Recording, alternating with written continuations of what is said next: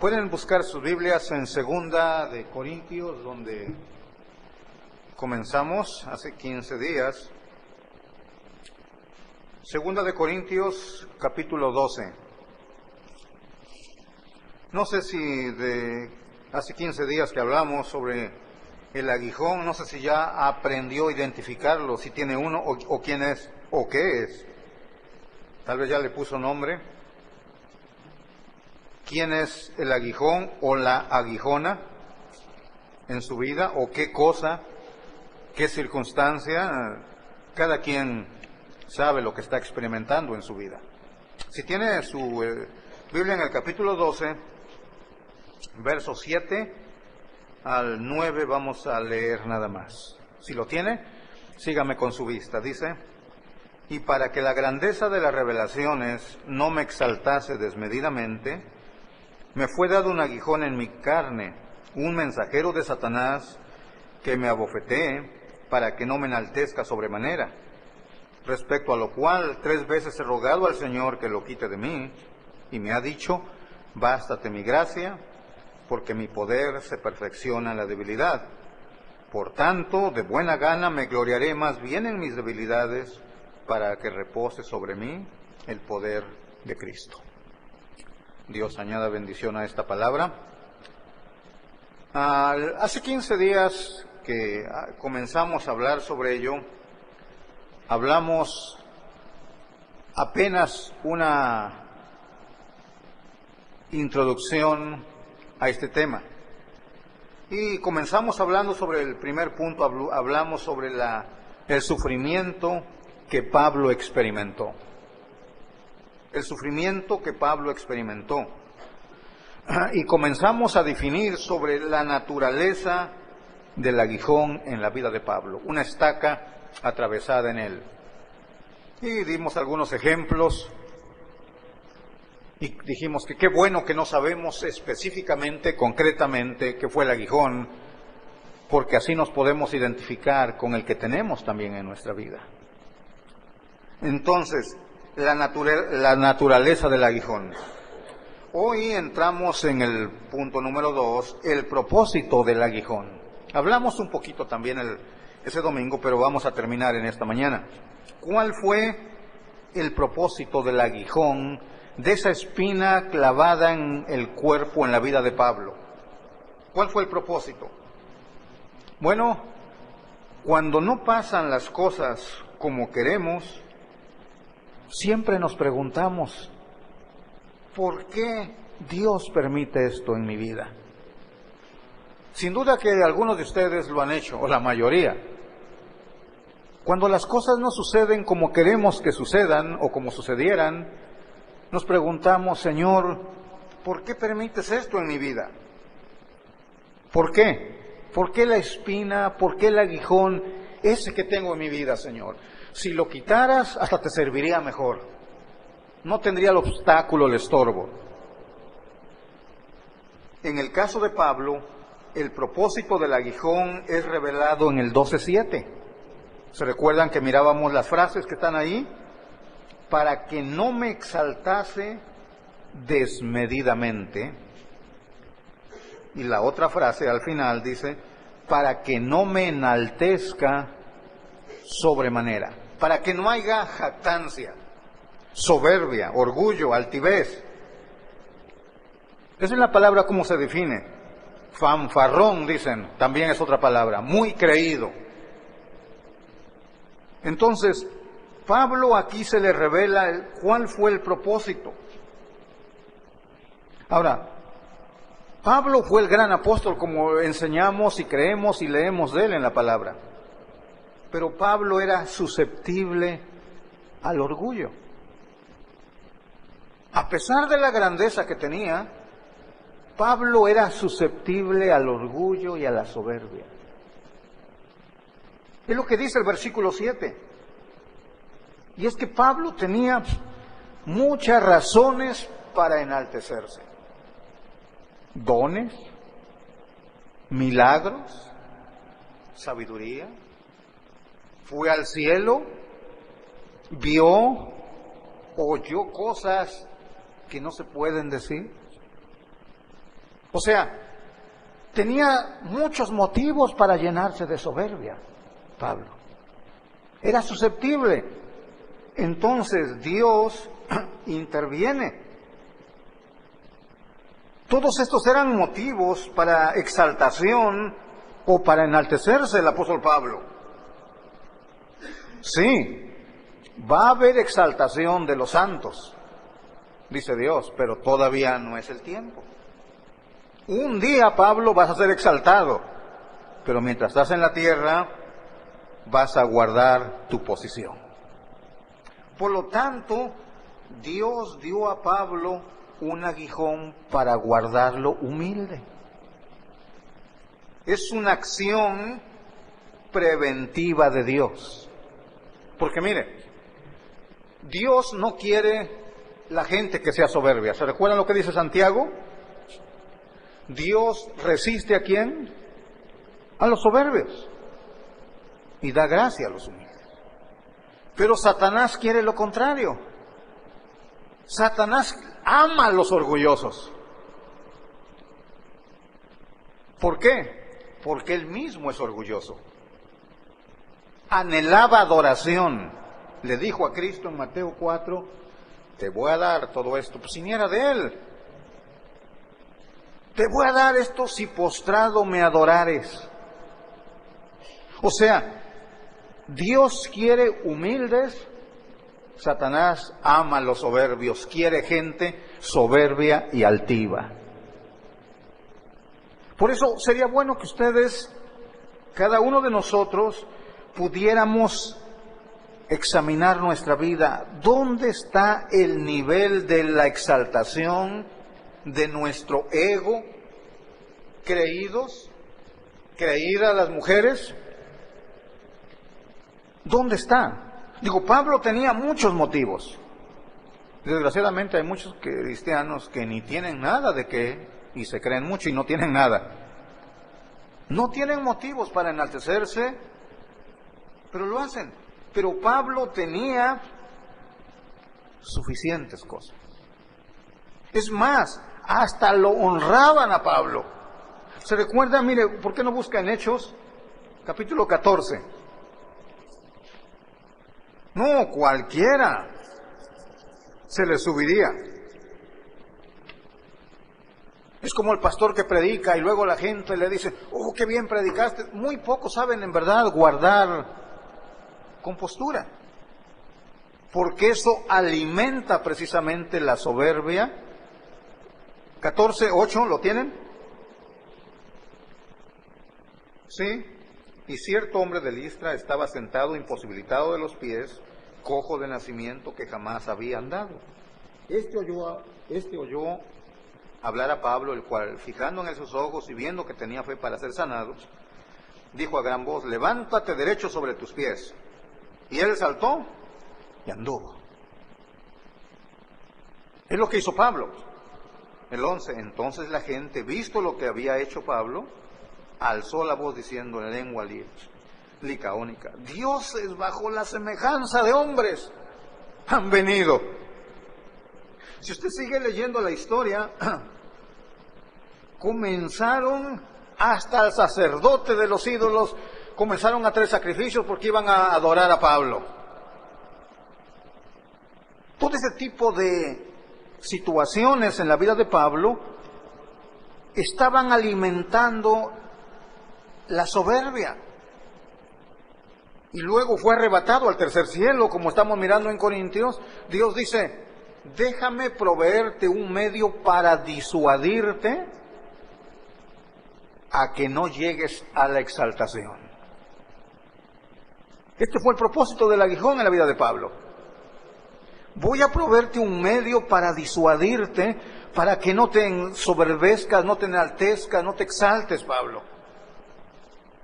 Y ese fue el aguijón. Ese fue el aguijón. Ahora, ¿de dónde viene el aguijón en la vida de Pablo? ¿De dónde vino? Bueno, dice el versículo 7, un mensajero de Satanás. El origen del aguijón, ahora estamos viendo. Tercer punto, el origen. ¿Dónde se origina? ¿De dónde proviene? Bueno, dice, es un mensajero de Satanás.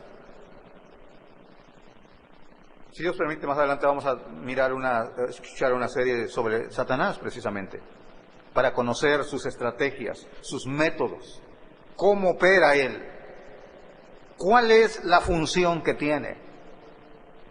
Porque Satanás es poderoso. Sin duda es poderoso. Pero no se espante, nuestro Dios es todopoderoso. Satanás tiene poder, pero no pasa de ser una criatura.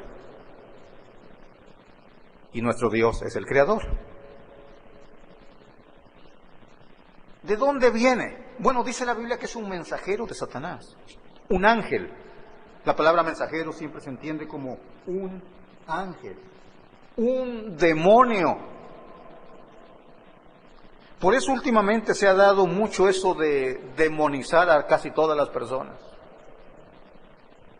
Si tu perro ladra, tiene un demonio, hay que orar por él. Si tu esposo es muy gruñón, tiene un demonio, hay que hacerle un exorcismo. Si tu señora es muy gritona, también. Por todos. Aquí tuvimos un hombre en la iglesia hace años que por todo miraba demonios. El perro ladraba en su casa, dice, vieja, vamos a orar por él, tiene un demonio este perro. Bueno, pues al rato hasta la mujer también la confundía a él.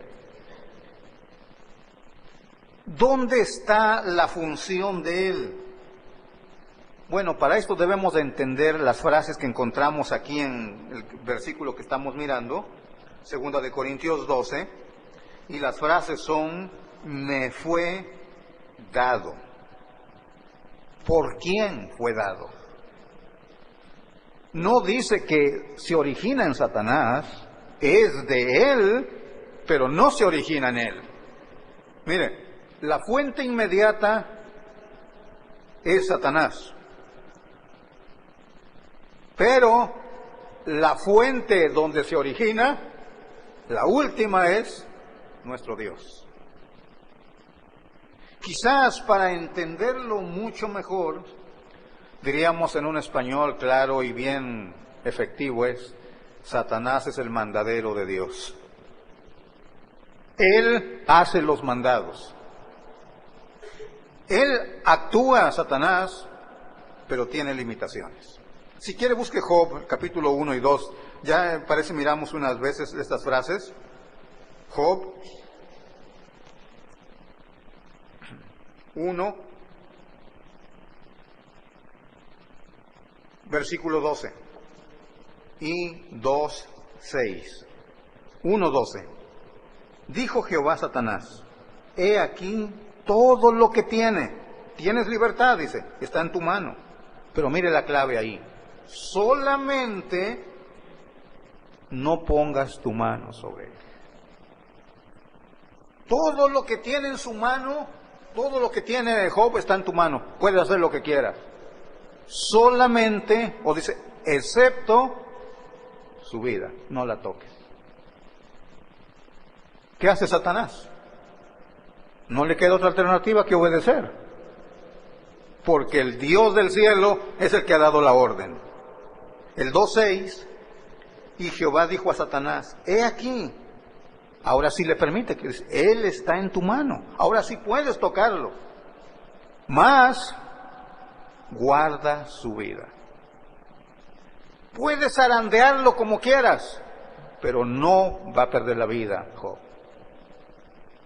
Es lo mismo que Cristo dijo de Pedro, vas a ser zarandeado, pero he rogado para que tu fe no falte. En Pablo viene este aguijón, se origina en Dios, pero tiene quien cumple propósitos. Aún Satanás cumple propósitos del Creador, pero tiene limitaciones. Dios dice hasta dónde puede llegar. Satanás está obrando, puede oprimir, pero no puede poseer al creyente. Porque somos poseídos ya por el Santo Espíritu de Dios viviendo en nosotros. Y si Él vive en nosotros, no hay lugar para alguien más. Él ha poseído ya nuestra vida, el Espíritu Santo de Dios. Fuimos sellados, tenemos dueño, ese sello indica que somos propiedad de alguien, de nuestro Dios. Así que sí, el mensajero está operando, pero el que da la orden es nuestro Dios. Así que no se espante, porque algunos escuchan mucho esos grupos que tienen demonios y andan echando fuera demonios, y si a ustedes les gusta escuchar, dicen, uy, a lo mejor yo también tengo uno por ahí. Y se comienza a impresionar. No, Dios es el que hace, Él es el que está operando. A veces hay cosas negativas que quisiéramos omitir. Mire, Lamentaciones. Es un pasaje que cantamos aquí, Lamentaciones 3, si busca. Hay algunas cosas que son impuestas por Dios. Es una imposición de Dios. Dios te lo pone en ti, Dios me lo pone a mí. Dios puso un aguijón en la vida de Pablo y no se puede discutir eso. Es el Creador, nuestro Dios, quien ha hecho esto. Lamentaciones 3, ¿sí lo tienen? Miren el 28. Que se siente solo y calle porque es Dios quien se lo impuso. Ponga su boca en el polvo por si aún hay esperanza. Dé la mejilla al que le hiere y sea colmado de afrentas. Porque el Señor no desecha para siempre, antes sí aflige, Dios, escuche, antes sí aflige, también se compadece según la multitud de sus misericordias. Porque no aflige ni entristece voluntariamente a los hijos de los hombres. Dice el 37. ¿Quién será aquel que diga que sucedió algo que el Señor no mandó? De la boca del Altísimo no sale lo malo y lo bueno. ¿Por qué se lamenta el hombre viviente? Laméntese en su pecado. Ahora, no estamos hablando que de la boca de nuestro Dios sale maldad, obviamente no. No está hablando de eso. Es como el aguijón, es como la experiencia que usted puede enfrentar. Si usted no tiene la madurez para ver la palabra de Dios correctamente, por eso muchos hasta acusan a Dios de circunstancias que enfrentan en su vida. Y Dios no tiene nada que ver en eso. Entonces, cuando usted está pasando por ese tipo de experiencias, entiéndalo. Dios es quien está obrando. 4. El resultado del aguijón. ¿Qué produjo en Pablo? Volvemos en Corintios. ¿Qué produjo en la vida de él esa espina que le molestaba continuamente? El capítulo 12. ¿Sí? ¿Lo tiene? 8. Respecto a lo cual 3 veces he rogado al Señor que lo quite de mí. ¿Cuál fue el resultado en la vida de Pablo, este aguijón? ¿Cuál fue el efecto? Oración, oración y más oración. Yo no sé si ustedes han pasado por ahí o han experimentado esto. Por eso Dios nos dice que demos gracias en todo. Mire, los mejores momentos en oración que yo he pasado delante de mi Dios son esos momentos cuando hay aflicción, porque ¿cómo experimenta uno la presencia de Dios? Hay una espina que te está dañando, lastimando, te duele. 2 formas como puedes reaccionar. Una, amargarte, resentirte, quejarte, o acudir a tu lugar secreto y llevar tu carga delante de Dios. Tienes dos opciones. Cuando usted escoge la segunda, usted va a experimentar esa presencia sublime de Dios en su vida. Se decía de John Fletcher que cuando entraban a su cuarto, que hasta olía a oración. Yo no sé qué olor tiene, todavía no he tenido esa experiencia. Era un hombre que le llamaban rodillas de camello, porque dicen que no podía caminar porque sus rodillas, de tanto estar postrado, ahora ya hay alfombra y tapetitos para hincarnos, pero no había en esa época. Se hicieron callos en las rodillas. ¿Qué qué produce en usted? En Pablo produjo oración, oración y más oración. ¿Qué produce en usted el aguijón? ¿Cuál es la reacción cuando tienen cosas que lo oprimen en su vida? No tiene para pagar la renta, perdió su trabajo, alguien enfermo, pleitos con el esposo, con la mujer, problemas en su vida. ¿Cómo va a reaccionar? Pablo fue movido a orar. A orar, a orar y a orar. ¿Qué está produciendo en ti el aguijón que tienes en tu vida? Entramos ahora en el segundo punto de los grandes, fueron subdivisiones. Recuerdan, el primer punto hablamos del sufrimiento que Pablo experimentó. Hoy llegamos al 2, la súplica que Pablo realizó, la oración que Pablo realizó. El 8. Pablo oró por lo que le duele, por lo que le estorba, lo desagradable. Y la oración de Pablo tiene dos aspectos. Dice aquí el versículo 8. Oró específicamente, por lo cual, indicando algo, específicamente que lo quite de mí.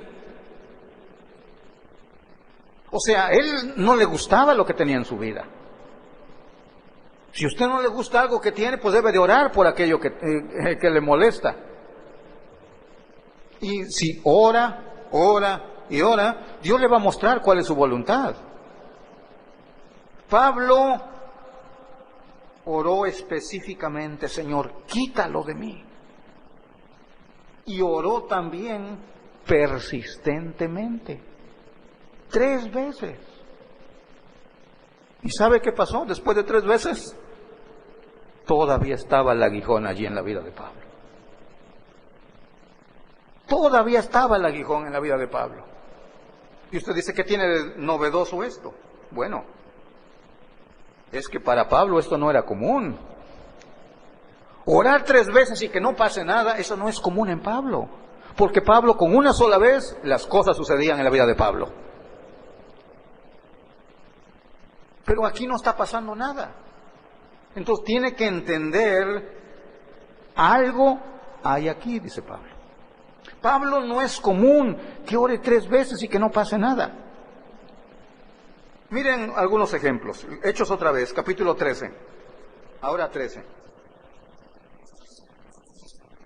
Ahora miramos los que oran a veces, como hacen circo por las personas, ¿verdad? Le brincan, se suben arriba de ellos, les dan vuelta y gritan y bailan como los indios y no pasa nada. Y Pablo ha orado 3 veces y no pasa nada. Mire, el capítulo 13, perdón. ¿Lo tienen el 13? Miren el versículo 4. 13:4.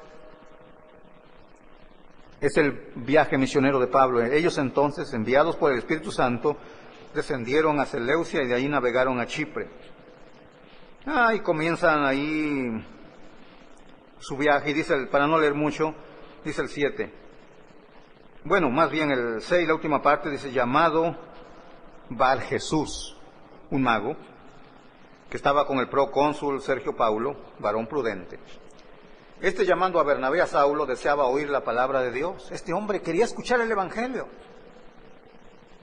Pero había el diablo ahí, adversario es la palabra.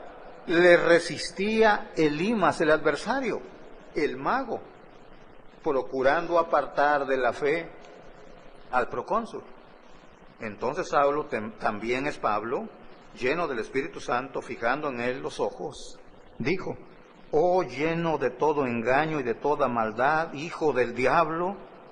Mire cómo habla Pablo. Y nosotros le decimos a alguien así, pobre de nosotros. Hijo del diablo y de toda enemigo de toda justicia, ¿no cesarás de trastornar los caminos rectos del Señor? Ahora pues, he aquí, la mano del Señor está contra ti, y serás ciego y no verás el sol por algún tiempo. Mire, e inmediatamente cayeron sobre él oscuridad y tinieblas. Eso es lo que quería señalarles.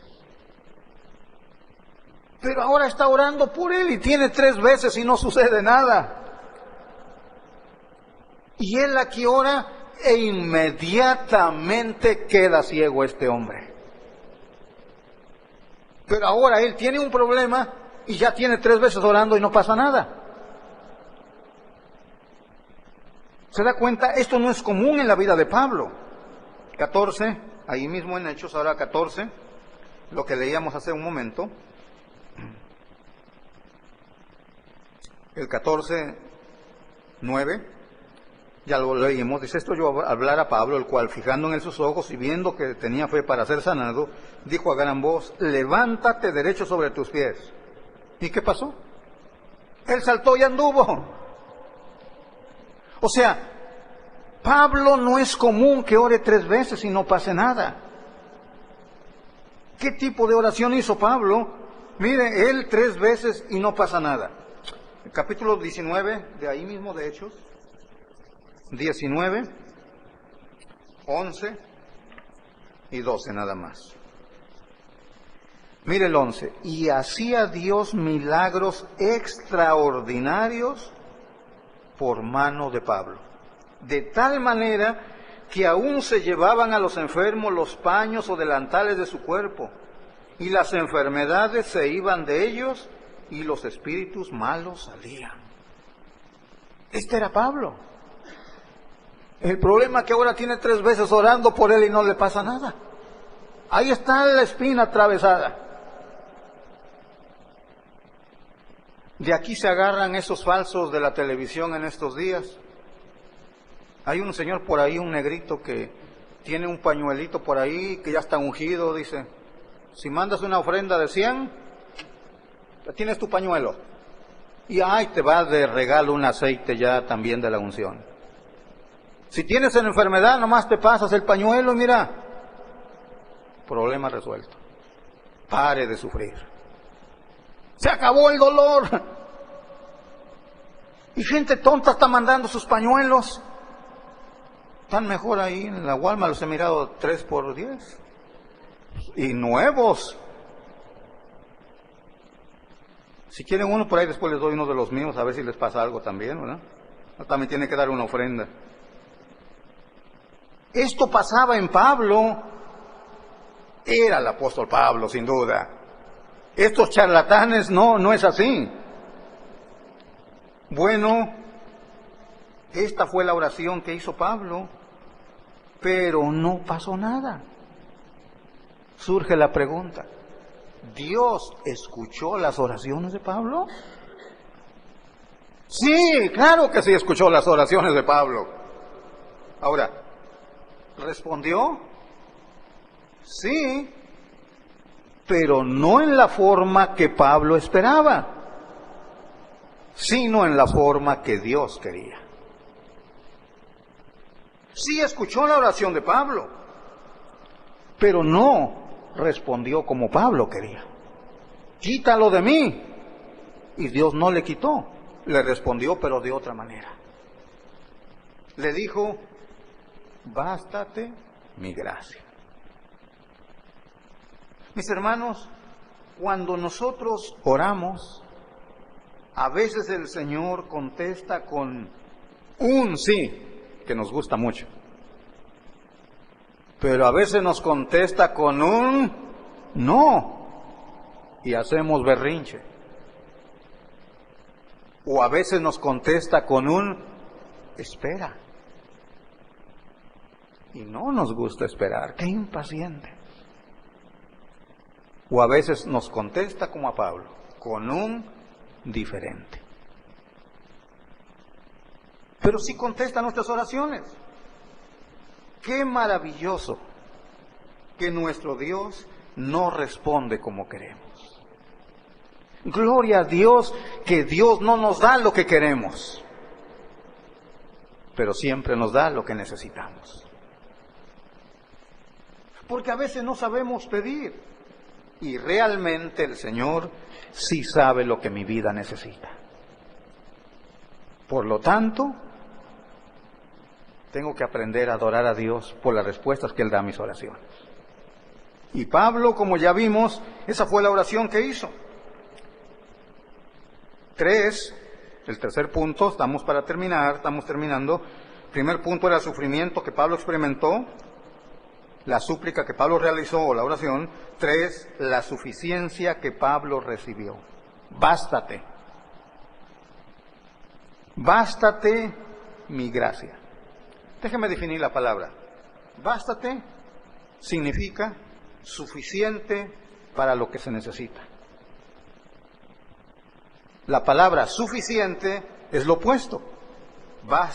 Bastante para lo que se necesita. Entonces, ¿cuál fue la suficiencia que Pablo recibió cuando le dice, bástate mi gracia? Pablo no recibió lo que pidió, aunque fue insistente. No obstante, Dios no cambió su plan. No obstante que Pablo insiste, Dios no dio lo que él quería. Entonces, ¿qué significa de la suficiencia que él recibió? Veámoslos en 3 puntos. Primero, fue suficiencia personal. Las palabras que están ahí en el pasaje que estamos mirando, si miran el 8 y el 9, se repite mucho la palabra me o mi. Habla algo personal. Fue suficiencia personal. Gracia suficiente para ti en tu necesidad. Gracia suficiente para mí en mi necesidad. Por eso cuando ustedes miran las cartas de Pablo, hablando de la misericordia de Dios, dice que Dios es rico, tiene abundante, y lo maravilloso es que es para cada quien es personal. Yo necesito mucha misericordia de mi Dios, pero no se preocupe, también hay abundancia para usted. Hay abundancia para cada uno. Entonces, cuando Dios dice, bástate mi gracia, le está diciendo, es personal, Pablo, es para ti. No es igual para todos. Depende de cada una de las vidas. Mire, por ejemplo, ¿se recuerda cuando Cristo era juzgado? Juan tenía la capacidad, la madurez para estar allá adentro con los romanos. Hasta invitó a Pedro, porque Juan era conocido. Dijo, déjamelo pasar por ahí, ¿verdad? Juan tenía sus influencias. Le dijo a Pedro que le pasara también, y pasó. Entró Pedro. A Juan no le afectó estar allí, pero a Pedro le afectó. Pedro no pudo manejar las circunstancias donde se encontraba. Y ustedes saben, fue cuando negó al Señor. Juan no, él cómodamente pudo estar ahí con los romanos allá adentro y no pasó nada. Entonces, la gracia es personal, la suficiencia es para cada quien. Gracia para mí en mi necesidad, gracia para ti en tu necesidad. Es lo que Dios le está diciendo a Pablo. Entonces, Pablo, no vas a necesitar otra cosa. Te voy a dar algo mejor. Mi presencia, Pablo. No te voy a quitar el aguijón, pero ese aguijón que tú tienes, ahí va a estar en tu vida. Pero cada vez que necesites algo, mi gracia va a ser suficiente para ti. Entonces, ¿para qué quiero otra cosa si Dios está en mi vida? Con Él es suficiente. Entonces, cuando la gracia de Dios es suficiente para mí, lo demás pierde sentido. Yo no sé en qué condición estaba pasando el salmista. Hay un canto que yo creo no lo hemos cantado, pero llegó a decir este hombre: mire, usted y yo elegiríamos mal, pero él dijo, tu misericordia es mejor que la vida. Ahora, si usted tuviera que elegir, usted diría, no, pues prefiero la vida, la misericordia después. Pero este hombre llegó, estoy diciendo, está en el Salmo 63, 3. Tu misericordia es mejor que la vida. Mis labios te alabarán. ¿Ve? Cuando usted aprende esto, lo demás pierde sentido. Porque es más importante Dios. O sea que cuando usted ora, no, la maravilla de la respuesta a su oración no son las cosas que recibe. Lo maravilloso de la oración es que tiene una intimidad con Dios. Las cosas son secundarias. Lo más maravilloso es que cultiva una intimidad con su Dios. Andrés Murray llama entrega absoluta. No son las cosas, no son los regalos, los dones que me satisfacen, Señor. Lo que me satisface es tu presencia. Cuando usted aprende a mirar esto en la oración, va a cambiar su perspectiva también. Señor, no te alabo por lo que me das, te alabo porque te tengo a ti, Señor. ¿Qué es más importante, las cosas o Dios? ¿Ve? Entonces, cuando usted aprende a esto, el concepto cambia en la oración. Entonces Pablo dijo, Señor, estoy contento entonces. No quitas el aguijón, pero si tu presencia está conmigo, maravilloso. La suficiencia que Pablo recibió fue personal. 2, fue continua. Dice aquí el verso también, si lo tiene ahí, el 8, bástate mi gracia porque mi poder se perfecciona en la debilidad. Bástate mi gracia porque mi poder se perfecciona en la debilidad. Mi gracia es continua. No será, ni fue en el pasado, tiempo presente, toda la vez que la necesites, ahí voy a estar contigo. Algunas veces no lo vas a percibir en mi presencia, pero de todas maneras ahí estoy contigo. ¿No les ha pasado eso? A veces oramos y como que está seco todo. Ora usted a Dios y como que no pasa nada, y algo como que no. Se postra de rodillas y no, como que está seca la fuente. Pero ¿sabe? Todavía Dios está allí. Todavía Dios está ahí. Mi gracia es continua.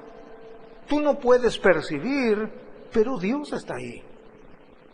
Se recuerda una historia en el Antiguo Testamento, si quiere buscarlo, mire, Segundo de Reyes 6. Segundo de Reyes, en el Antiguo Testamento, para que vea esta historia. 6, nada más del 15 en adelante para no leer toda la historia. 15. 15, ¿lo tienen? Segundo de Reyes 6:15.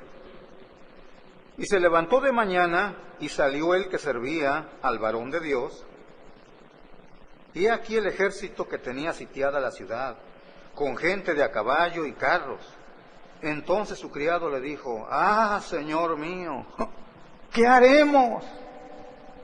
Está preocupado este hombre y tenía razón para preocuparse. 16, él le dijo, no tengas miedo, porque más son los que están con nosotros que los que están con ellos. Pues sí, Eliseo sabía de eso, pero su siervo no los miraba, no sabía de eso. Mayores son los que están con nosotros que los que están allá. El 17, y oró Eliseo y dijo, te ruego, oh Jehová, que abra sus ojos para que vea a mi siervo.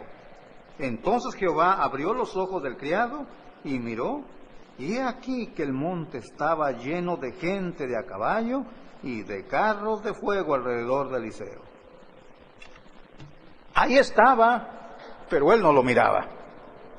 Usted puede orar y tal vez no percibe la presencia de Dios, pero Dios está ahí con usted. Usted no lo percibe, pero Él está ahí. 3, fue una suficiencia abundante. Siempre tendrás lo que necesites de acuerdo a tu necesidad. ¿Recuerdan lo que mirábamos primero de Corintios 10:13?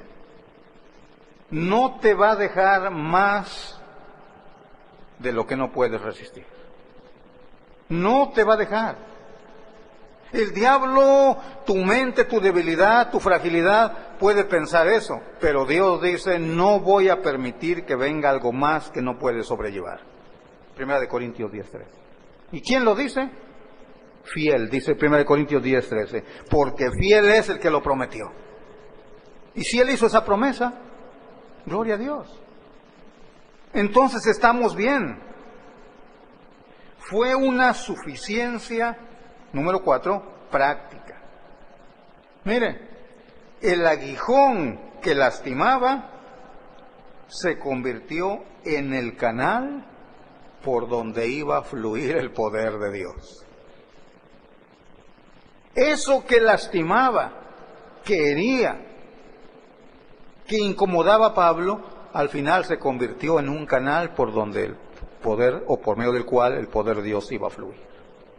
Porque mi poder, dice, se perfecciona en la debilidad. Entonces la debilidad ya no es un obstáculo, porque la fortaleza se perfeccionó en la debilidad de Pablo. El poder de Dios se perfeccionó en la debilidad de Pablo. Si usted mira a todos los hombres en la Biblia, todos tenían una limitación, una debilidad en su vida. Mire, le voy a dar unos ejemplos rápidamente. Moisés no sabía hablar. ¿Y sabe a cuántas personas pudo guiar este hombre? Aproximadamente 2 millones. Mire lo que dice Éxodo 4, más vamos a mirar los pasajes rápido, 4:10. Uno, Dios, ¿por qué no escogió a alguien más elocuente? Mire, 4:10. Moisés dio por lo menos 5 excusas para no ir a hacer el trabajo que Dios le mandaba. Y una de sus excusas fue esta, el 10. Entonces dijo Moisés a Jehová, Señor, nunca he sido hombre de fácil palabra, ni antes ni desde que tú hablas a tu siervo, porque soy tardo en el habla y torpe de lengua. Pues sí, Moisés, por eso te escogí, porque eres torpe. Porque lo que es un obstáculo para ti, se convierte en algo apropiado para mí, para usar. Es cuando el ser humano se convierte dependiente de Dios. Mire, si yo soy muy elocuente, muy inteligente, ¿para qué necesito de Dios? Moisés era torpe, por lo tanto su debilidad se convirtió en la bendición, el instrumento que Dios iba a usar. 2 millones por lo menos guió este Moisés. Un torpe de lengua, no sabía hablar.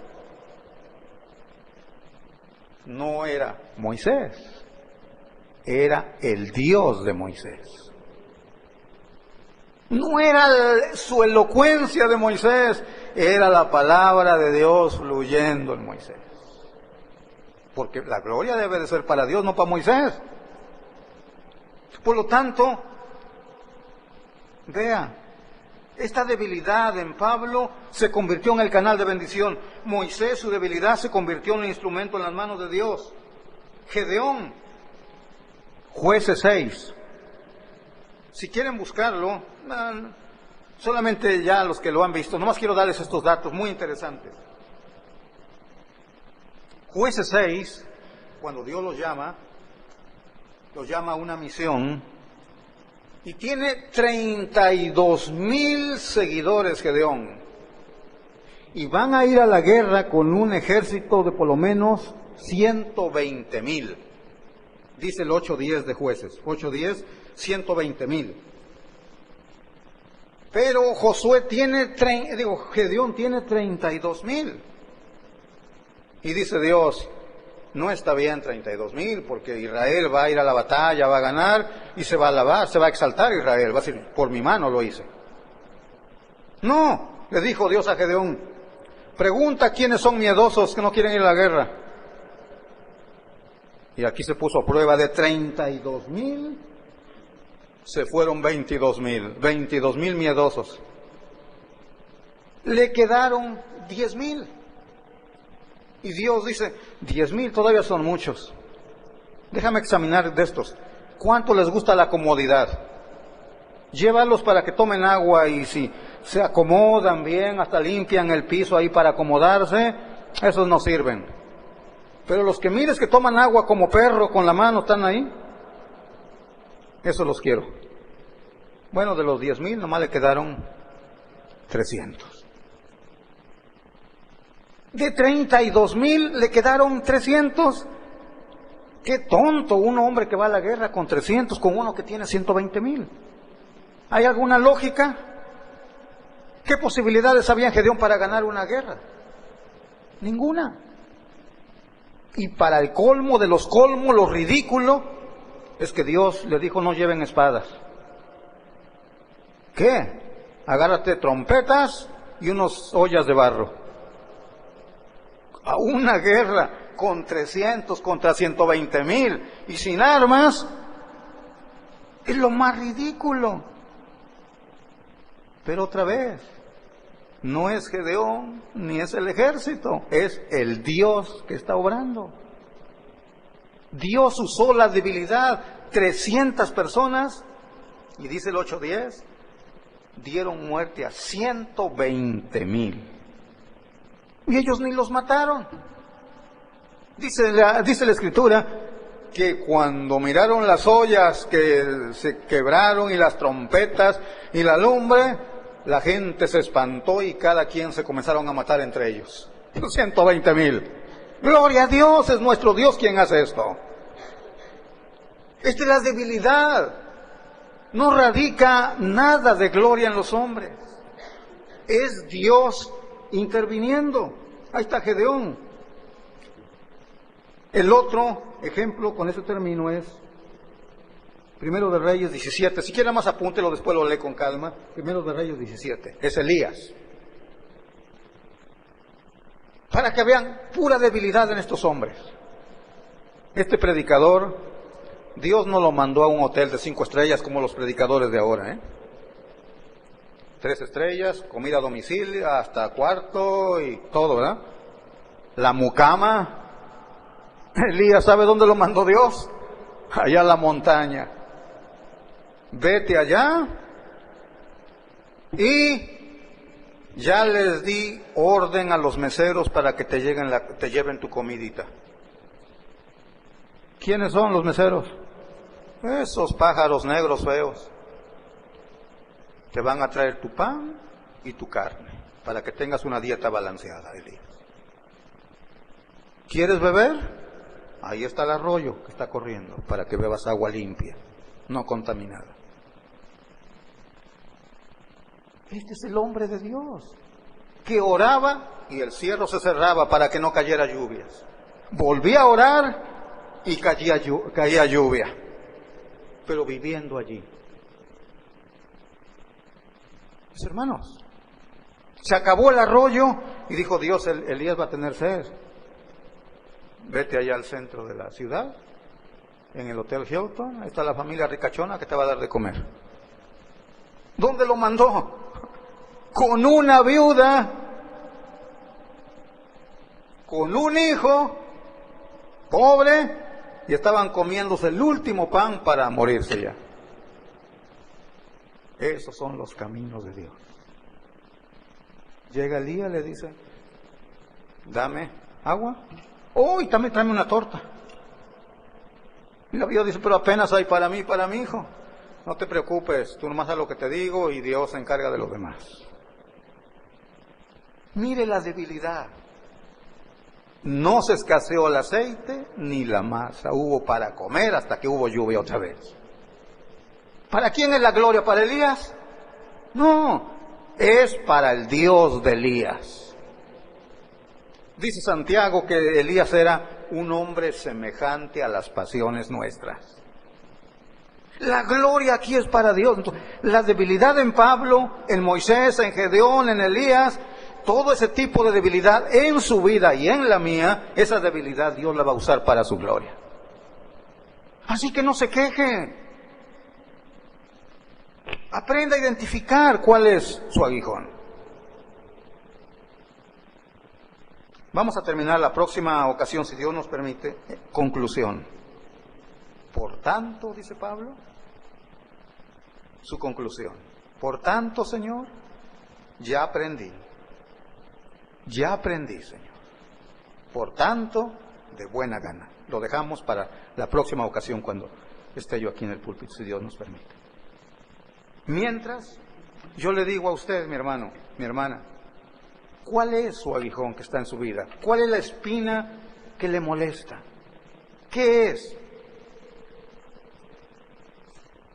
Las mujeres siempre luchan con eso. Los hombres también, pero las mujeres siempre están inconformes de todo.